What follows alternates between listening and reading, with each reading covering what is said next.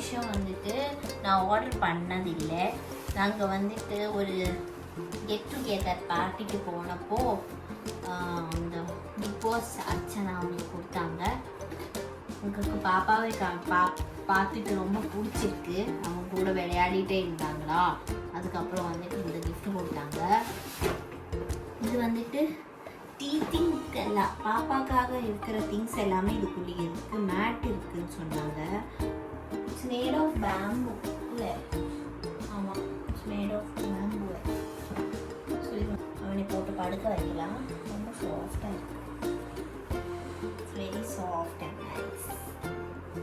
அது இல்லாமல் எல்லாமே குட்டி குட்டி டப்பாஸ்ல இருக்கு. கூட பாருங்க எப்படி இருக்குன்னு. ஆமாம், இந்த பவுல் தான்.